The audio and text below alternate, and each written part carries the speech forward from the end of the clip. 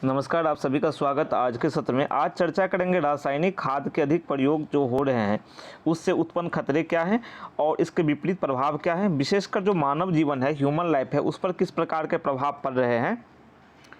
साथ ही इन समस्याओं से जो बचाव है वो किस प्रकार संभव है, हम इसे अवॉइड कैसे कर सकते हैं, किस प्रकार की विधियों को अपना सकते हैं ताकि हमारे स्वास्थ्य पर प्रतिकूल असर ना पड़े, पर्यावरण पर प्रतिकूल असर ना पड़े। अगर मानव जीवन पर प्रभाव तो पड़ता ही है, साथ ही जो पशु हैं, पक्षी हैं, वो भी इस कीटनाशकों के या फिर रासायनिक खाद के विपरीत प्रभाव से अत्यधिक प्रभावित होते हैं। तो इन मुद्दों पर अभी चर्चा करेंगे, तो आप सभी सत्र में लास्ट तक बने रहिए, हम वन बाय वन चर्चा करेंगे। रासायनिक खाद के प्रयोग की जहां तक बात की जाए तो भारत में 83% जो रासायनिक खादों का प्रयोग है वो देश के 293 जिलों में होता है ना, 83%। आप समझिए आप कि 4/5 मतलब 4/5 भाग जो है ना उसका, उससे अधिक का इस्तेमाल जो है देश के 293 जिलों में ही हो जाता है। तो इतनी बड़ी मात्रा में जो प्रभाव पड़ता है, जो खाद का यूज होता है और इससे जो फसल का पैदावार होता है और उन पैदावार को हम यूज करते हैं, चाहे गेहूं हो या फिर चावल हो या कोई भी हो, ठीक है, तो उससे जो प्रभाव पड़ते हैं मानव जीवन पर देखने को मिलते हैं। और इसके जो अधिक मात्रा में उपयोग है इससे फसलें तो प्रभावित होती हैं, जैसा कि मैंने आपको कहा पहले भी। अब मानव पशु पक्षी पर भी प्रभाव पड़ता है, पर्यावरण पर भी प्रतिकूल प्रभाव पड़ता है। खासकर एक जो विशेष जो समस्या यहाँ पर ये है कि जो 30% जो ज़मीन है वो बंजर होने के कगार पर पहुंच चुकी है। भारत में जिस प्रकार से जनसंख्या वृद्धि देखने को मिल रही है और उसके लिए अधिक से अधिक हमें ज़मीन चाहिए, लेकिन अब उसमें देखिए आप करीब 30% यानी कि तिहाई भाग ज़मीन अगर बंजर हो जाएगी तो हमारी जो खाद्य ज़रूरतें हैं वो किस प्रकार पूरी होंगी। तो इस पर भी चिंता बनती है ना, जो कि हमें सजग होना पड़ेगा, हमें जागृत होना पड़ेगा। तो रासायनिक खादों का प्रयोग इस प्रकार से हो रहा है और जैसे अनाज और सब्जियों के माध्यम से ये जहर जो है रासायनिक खाद के रूप में हमारे शरीर तक पहुंचता है, हमारे पास पहुंचता है, ठीक है। तो कई तरह की बीमारियों के शिकार हो रहे हैं इससे। अगर हम बात करें centre for science and environment की रिपोर्ट की, है ना, एक रिपोर्ट की हम बात कर रहे हैं, उस रिपोर्ट के मुताबिक देखें तो 30% ज़मीन तो बंजर होने के कगार पर है ही। और यूरिया के जो इस्तेमाल हैं, प्रयोग हैं, उसके जो साइड इफेक्ट्स हैं, उसके अध्ययन के लिए, रिसर्च के लिए 2004 में सरकार ने society for conservation of nature की स्थापना की थी। उसने भी यूरिया को धरती के लिए खतरनाक बताया था। और रासायनिक खाद और कीटनाशकों की सहायता से देखो, अगर स्टार्ट करें, अगर हम इसके ना ओरिजिन में जाएं, आखिर रासायनिक उर्वरकों और कीटनाशकों की मदद से खेती की शुरुआत कब हुई। देखो पहले ऐसा नहीं था, पहले जैविक खादों के माध्यम से खेती की जाती थी और रासायनिक उर्वरकों का प्रयोग नहीं के बराबर होता था। लेकिन इसकी स्टार्टिंग कब से हुई, तो इसकी स्टार्टिंग होती है यूरोप में औद्योगिक क्रांति के समय से। अगर आप इतिहास के विद्यार्थी रहे हैं आपको पता होगा कि इंडस्ट्रियल रिवॉल्यूशन कब हुआ था। तो औद्योगिक क्रांति जो हुई थी यूरोप में, उसी के समय इसकी शुरुआत हुई कीटनाशकों और उर्वरकों के प्रयोग की। और उसके स्टार्टिंग का उद्देश्य जो था ना वो ये था कि अधिक प्रोडक्शन किया जा सके, अधिक पैदावार करना और उपज अधिक हासिल करना, है ना, अधिक पैदावार या उपज हासिल करना, ताकि लोगों की ज़रूरतें जो हैं वो पूरी की जा सके। लेकिन वर्तमान समय में जो है ये थोड़ा नेगेटिव असर डाल रहा है। इसको देखो यूरोप ने स्टार्ट किया, औद्योगिक क्रांति के साथ वहाँ स्टार्ट हुआ। बाद में जो विकासशील देश हैं, भारत जैसे विकासशील देश हो गए या और भी देश हैं, उन्होंने औद्योगिकरण और आधुनिक खेती का विकास है ना इस प्रकार से किया, रासायनिक खादों का वहाँ प्रयोग काफ़ी बढ़ता गया, ठीक है।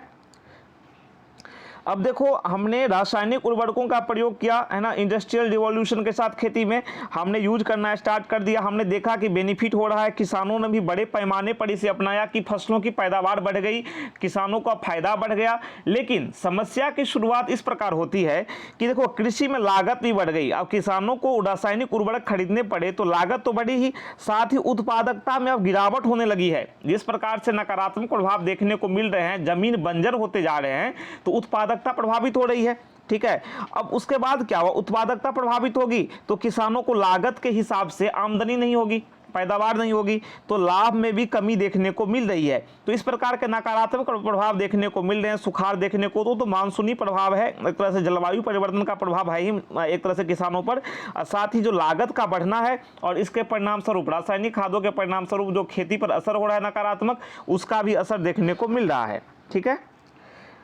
हम आगे बात ये करते हैं कि एक रिपोर्ट के अनुसार हम देखते हैं कि मुश्किलें किस प्रकार से बढ़ी हैं। देखो, भारतीय किसान 1950-51 की हम बात कर रहे हैं, ठीक है। 1950-51 का जब दौर था तो उस समय भारतीय किसान जो थे केवल 7 लाख टन रासायनिक खादों का प्रयोग करते थे।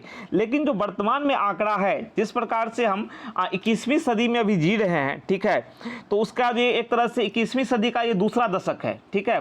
पहला दशक तो बीत चुका है, ठीक है, दूसरा दशक भी हो चुका है, तीसरा चल रहा है ये। तो इसमें देखो आप कि जो उत्पादन है ना, उत्पादन बढ़ा है खेती में, नो डाउट है ना, पैदावार अच्छी हुई है। लेकिन यहाँ पर एक गौर करने वाली बात यह है कि जो रासायनिक खादों का प्रयोग है ना, वो कई गुना बढ़ गया है। ये 335 लाख टन के आसपास हो गया। आप स्क्रीन पे देख सकते हैं कि कहाँ 7 लाख टन और कहाँ 335 लाख टन। तो किस प्रकार से बढ़ोतरी हुई है, तो डेफिनेटली नकारात्मक परिणाम देखने को मिलेंगे। और भी डिटेल में थोड़ा जाते हैं और समझने का प्रयास करते हैं। ये जो रासायनिक खाद का अधिक प्रयोग है, ये हमें किस प्रकार से और प्रभावित कर रहा है। देखो, यूरिया के अधिक प्रयोग हम कर रहे हैं तो नाइट्रोजन जो साइकिल है, नाइट्रोजन चक्र है, वो भी बैडली अफेक्टेड हुआ है। और अब देखो, नाइट्रोजन चक्र को आप समझो, नाइट्रोजन नाइट्रस ऑक्साइड के रूप में यह ग्रीन हाउस गैस भी है ये, ठीक है। और वैश्विक जलवायु परिवर्तन में जो नाइट्रस ऑक्साइड का एक प्रमुख योगदान है।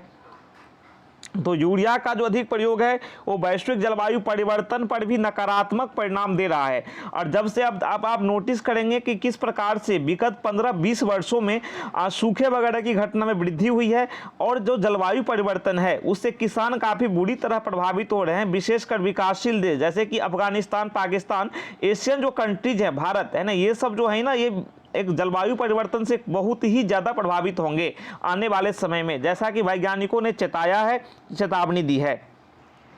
अब तक हमने देखा कि किस प्रकार की समस्याएं उत्पन्न हुई है। अब देखो, बचाव किस प्रकार संभव है, हम किस प्रकार से आगे बढ़ सकते हैं, किस प्रकार का दृष्टिकोण हमें अपनाना चाहिए, किस प्रकार का अप्रोच हमारे पास होना चाहिए।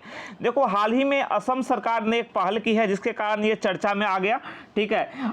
असम सरकार ने पहल किया क्या है, वो उन्होंने कहा कि जो खाद को है ना, उस प्रकार से जो यूज है उसको कम करेंगे। जैविक खेती के फायदे गिनाते हुए वहाँ के मुख्यमंत्री ने कहा, असम के मुख्यमंत्री जो हैं विश्व शर्मा जो है, उन्होंने कहा कि उर्वरकों का इस्तेमाल किया जाना चाहिए, लेकिन ज़्यादा नहीं किया जाना चाहिए कि सब कुछ जहरीला ही हो जाए, ठीक है। तो उन्होंने इसके प्रति पहल करते हुए इस बात को छेड़ा है। दूसरी बात कि अगर बात करें जैविक उर्वरकों के प्रयोग को बढ़ावा दिया जाए तो इससे निजात मिल सकती है। और ऐसी पहलें की जाए या ऐसी योजनाएं सरकार द्वारा बनाई जानी चाहिए, अपनाई जानी चाहिए जिसमें पर्यावरण संरक्षण है ना, उस पर जोर दिया जाए, उसको समझा जाए। और सबसे बड़ी बात यहाँ पर ये हो जाती है कि किसानों को जागरूक किया जाए ताकि वो इसके महत्व को समझें कि जो पारिस्थितिकी तंत्र है या पृथ्वी जो है या फिर जो ज़मीन है वो हमारे लिए आधारभूत स्रोत है, हमारी खाद्य सुरक्षा को सुनिश्चित करती है ना, फूड सिक्योरिटी को सुनिश्चित करती है। और अगर ज़मीन ही सही नहीं रहेगी तो खेती कहाँ से होगी और हमारी खाद्य ज़रूरतें कहाँ से पूरी होंगी। तो इन बातों को ध्यान देते हुए इन बातों पर हमें आगे बढ़ने की आवश्यकता है। तो आज हमने चर्चा की अपने विशेष सत्र के तहत रासायनिक खाद के अधिक प्रयोग के खतरे की, ठीक है, इसके बचाव की। तो फिर कल मिलते हैं कुछ नई जानकारियों के साथ नए सत्र में। तब तक के लिए नमस्कार, थैंक यू।